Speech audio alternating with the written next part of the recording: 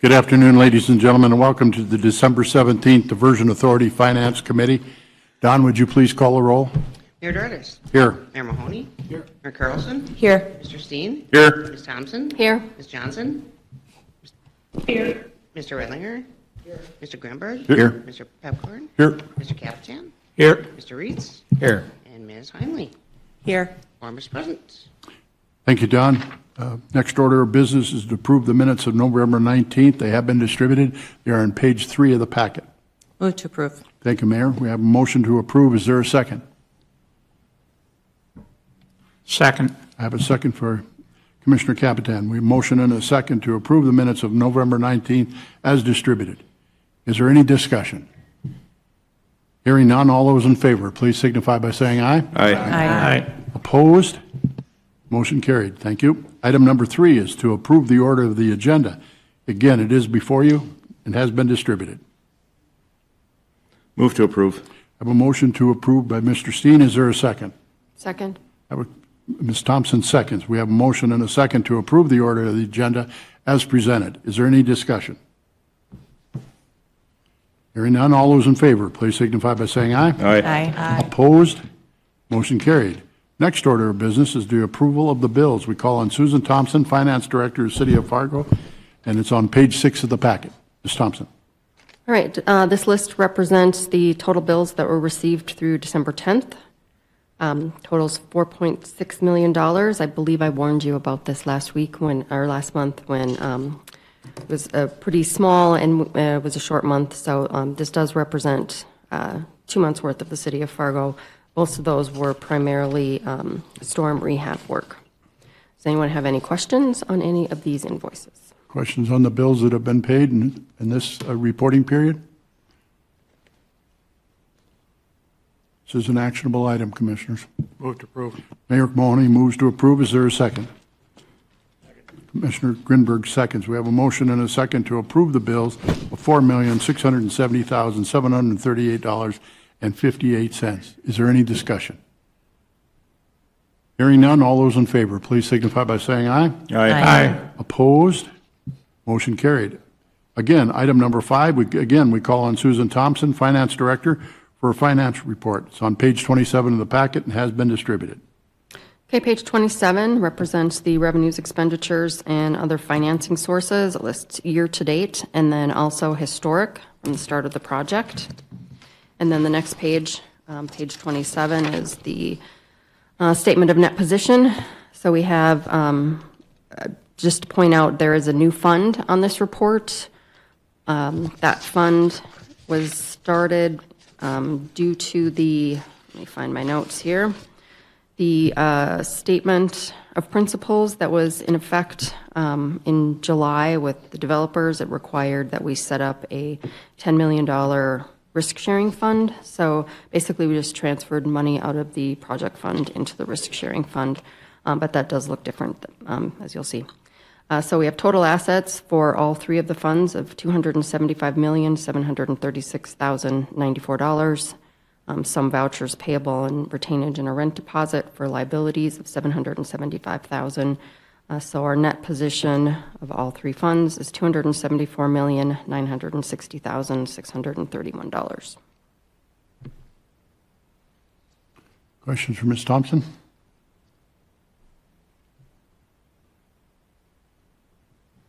Anyone?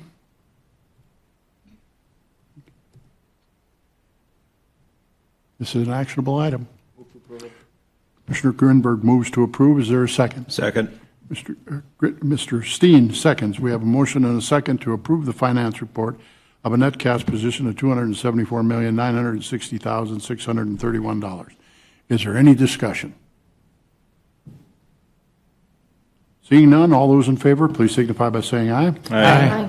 Opposed? Motion carried. We're now on item number 6, our cash budget report. We call on Jason, our Executive Director. It's on page 48 of the packet. Mr. Benson. Thank you, Mr. Chair and committee members. I'll start out with our revenues. I think the first 2 are sales tax. So those looks like we're going to be coming in fairly close to our target at the end of the year. On our legacy bond fund draws, that's been completed, so we have expended all of those. And outside of that, really our biggest challenge or change when we look at what was budgeted for the year versus how we're going to end the year is the fact that we have not made any WIFIA draws, that $234 million. We do expect that those WIFIA draws will start fairly early into 2026, probably in that February-March timeframe. There's no questions on that. I'll go into our expenditures. First, again, when we look at the P3 side of things, that second line, we do expect, we had $233 million, of which we're planning on expending just under $100 million, carrying over $137 million. So that'll be into next year's cash budget. That $96 million, a lot of that between our milestone payments and then the payments that were made for the work done in accordance with our settlement agreement that we had back in July. When we 2 lines down, that's the 26 million or 26 million. We've expended 10 million and are going to carry over 16 million. That's in-town work, predominantly some work on the Fargo side. Then the next is lands. We were fortunate we didn't, we haven't spent as much on lands this year, but we expect that we'll pick up in 2026 as we've started to get through some of the caseload in courts. So far the court cases that we had on our lands trials have gone in our favor, so we're hoping that's going to allow some of our negotiations to accelerate in 2026 on the land acquisitions. And then lastly, some of our mitigation projects on that third-party MOU mitigation, we're going to carry over about $50 million into next year for that. But outside of that, those items, again, we're on target for what we for our overall expenditures outside of those P3 and some of the lands issues. I can go into further detail, but and then when we look at what's in front of you right now, the budget summary, that's our authority operations, so that's salaries, benefits, and other costs. Look to be on target for that. Don't anticipate anything going over budget on there. With that, I'd be open for any questions you may have. Anyone have any questions for Mr. Benson?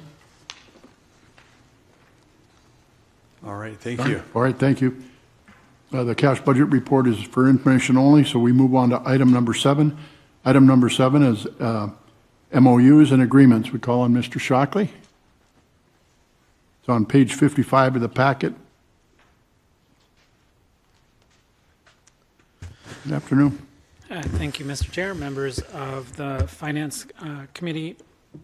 Before you have a memorandum of understanding with Cass County. It's regarding some additional improvements to 38th Street West and 32nd Avenue West. These are improvements that we are requesting Cass County as a member entity make improvements to. If you scroll down, I forgot which page it is, but at the end of the MOU, there is a map. There it is, showing where the mobility improvements are located.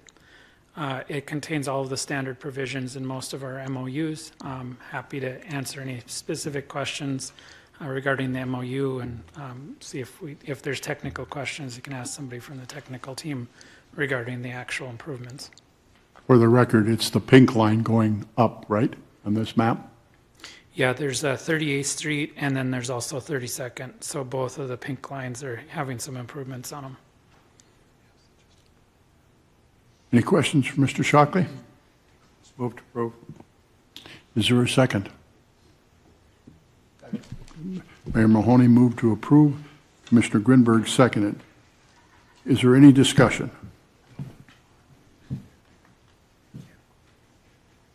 Hearing none, Don, would you please call the roll? Mayor Dardis. Yes. Mayor Mahoney. Yes. Mayor Carlson. Yes. Mr. Steen. Yes. Ms. Thompson? Yes. Ms. Johnson? yes, Mr. Redlinger? Yes. Mr. Grimberg? Aye. Mr. Pepcorn? Aye. Mr. Capitan? Aye. Mr. Reeds? Yes. And Ms. Heinley. aye, That is everyone. Motion passes. Thank you. Item number 8 is Diversion Authority Board Approval Contracting Actions. We call on Chris Blackagard. We have 2 items, 8A and 8B. Chris? Thank you, Chair Dardis, members of the Finance Committee.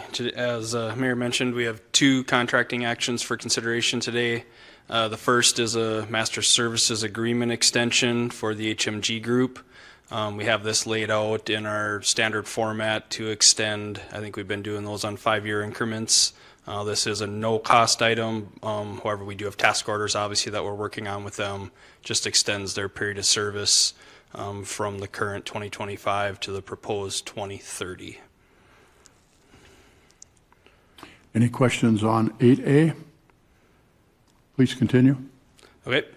The second one is a service agreement with Watson Associates. As you may recall, they are our contractor or subcontractor consulting that's helping us with the crop insurance program. This is, again, an extension of their services to help us continue development and implementation of our crop insurance program.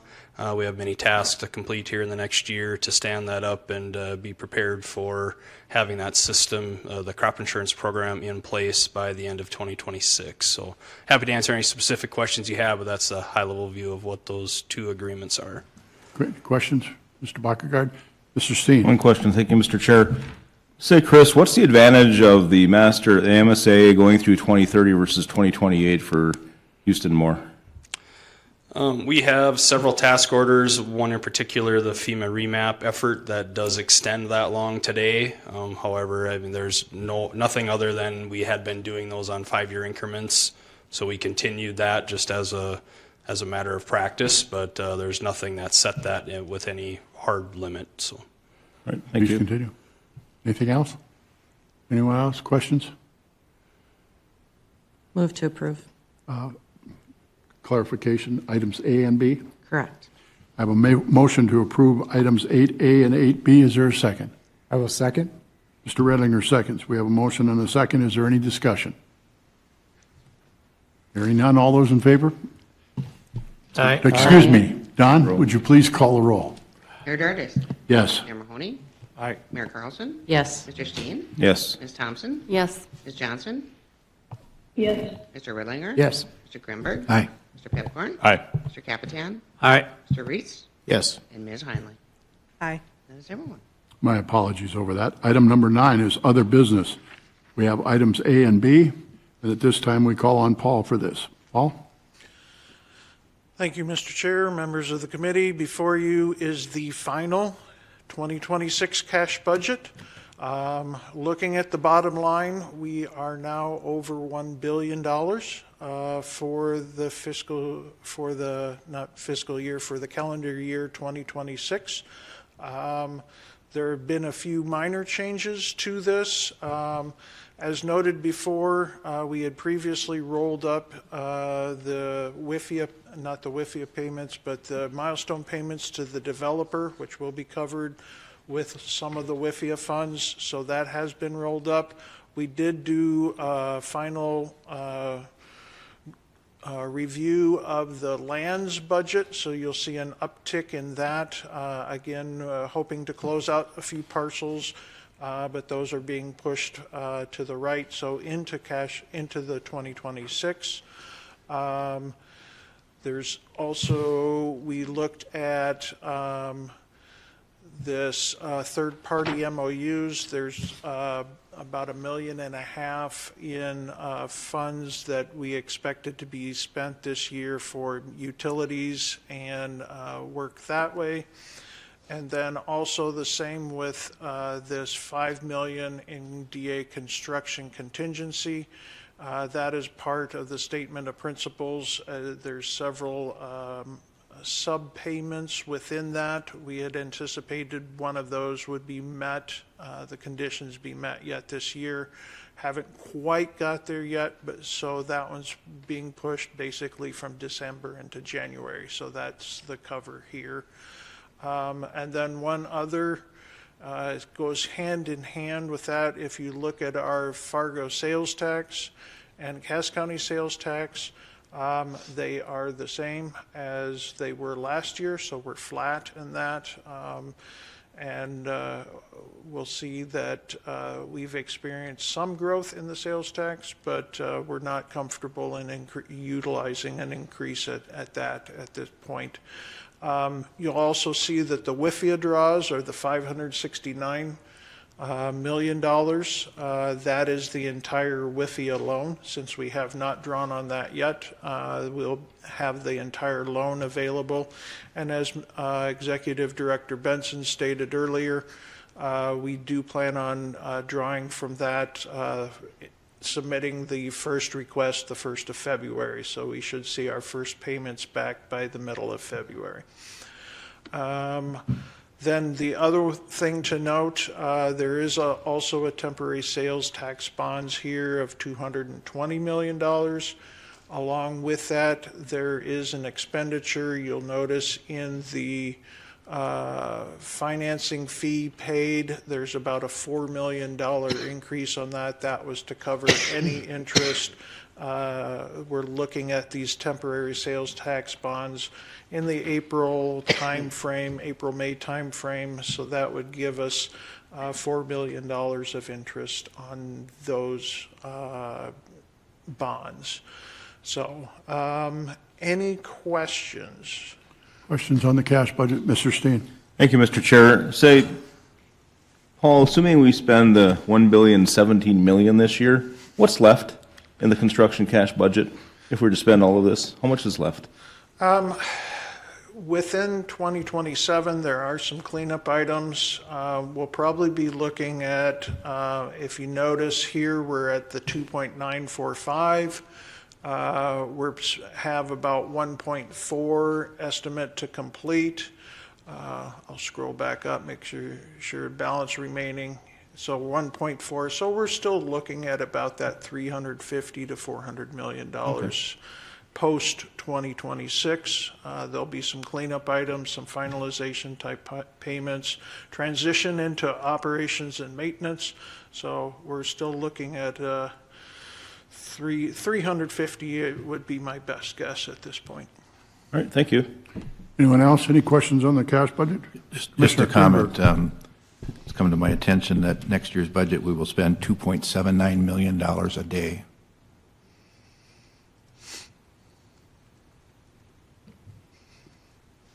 To get to $1,016 million.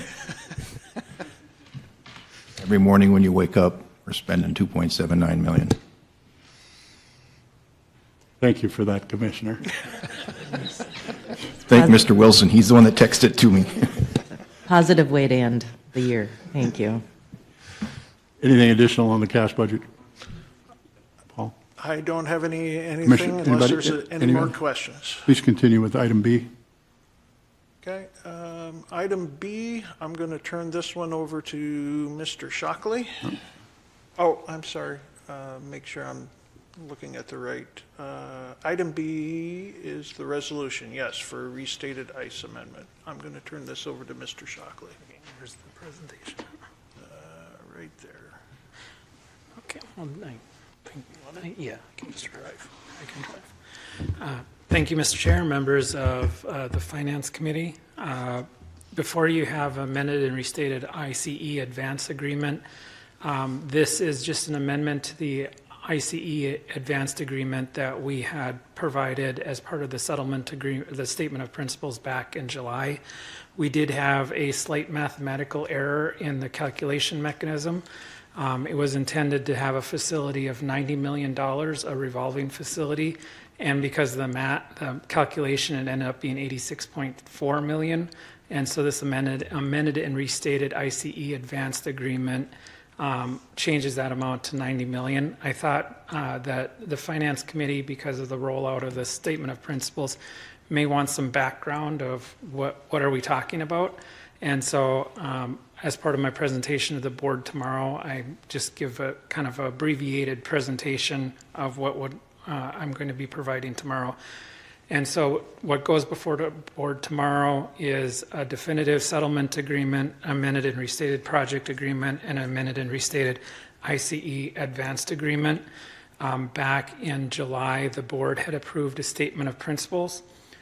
Due to the complexity of a P3 transaction, we had to have sort of a pre-agreement that contemplated what all of the parties were going to do. We've reached a point where all of the parties have undertaken all those actions, and now we're approving the definitive settlement agreement. And that involves the definitive settlement agreement, which is essentially a restatement of the statement of principles, amended project agreement, which is all the amendments that were contemplated in the statement of principles and approved by the lenders, approved by the parties. Now it has to come back to the board for formal approval.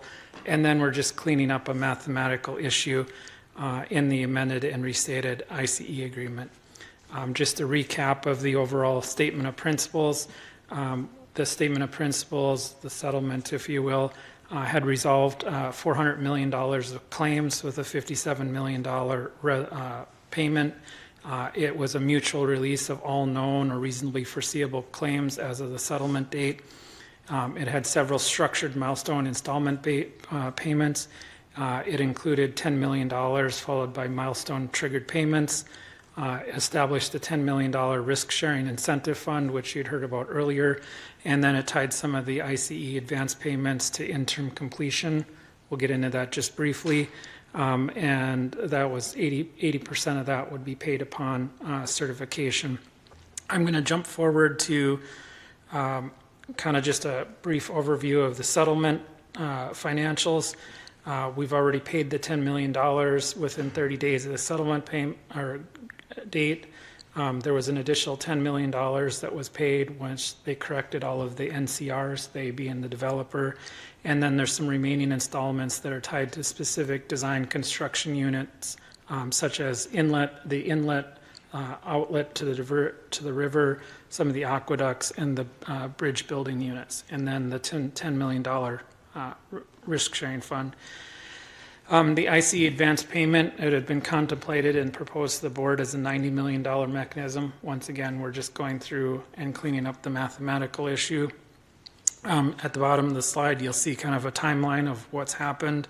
July 3rd of this year, the board approved the statement of principles. On July 14th, the authority and the developer jointly submitted a withdrawal of all claims before the Technical Dispute Review Board.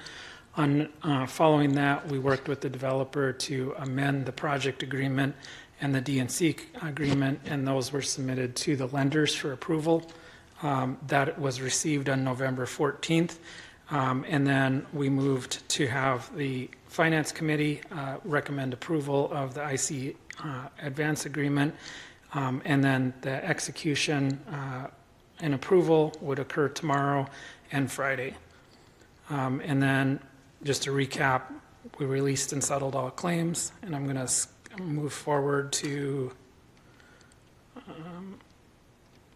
kind of just discuss the ICE advanced agreement. So the ICE advanced payment, as part of assisting the developer through the settlement agreement, we agreed that they can submit pay units for advanced payment up to 80% of the pay unit value.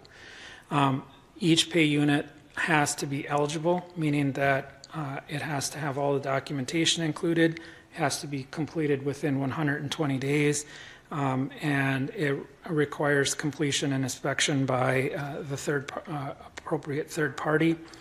So the team checks off on it. It says it's going to be completed within 120 days. And then the 80% payment is made. Once it's completed through the ICE process, they get the remaining 20%. Keep in mind of almost $800 million of project work, we've paid out about $100 million. So the authority is definitely got a lot of equity already built into the project and is very secured by this payment mechanism. It's revolving, so they can only submit a maximum pay unit value of the 112 amount to get to the $90 million of actual revolving fund. So they don't get to reuse it until after They have completed all the certifications associated with the ICE. Happy to answer any questions about it. I don't want to take up the whole meeting talking about the definitive statement or definitive settlement agreement, as this is just an amendment to the ICE advanced agreement. Thank you, Mr. Shockley. Anyone have any questions? Anyone?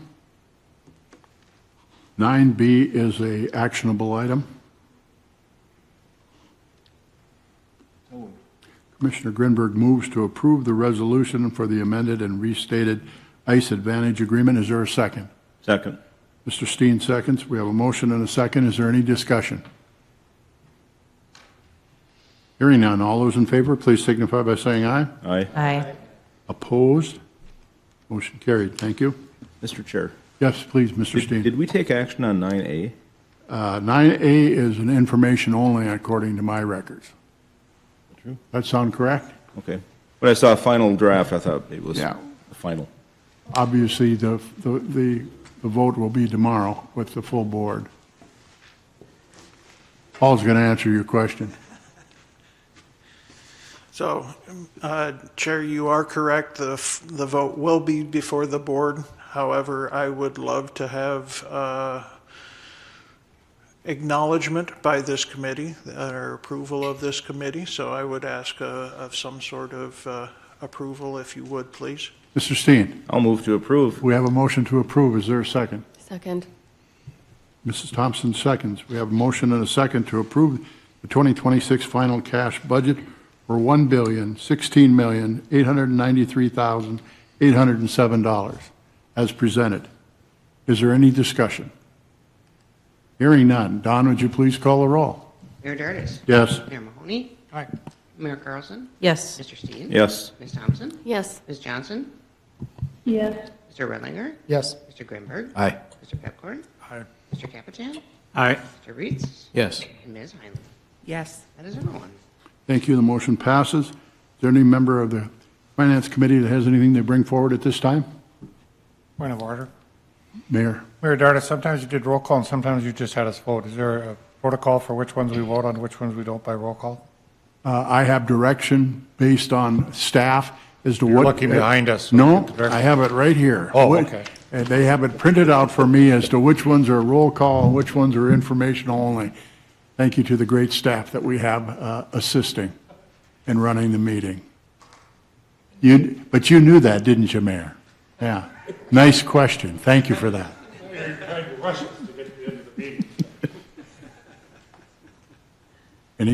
Does anybody on the Finance Committee have anything they'd like to bring forward?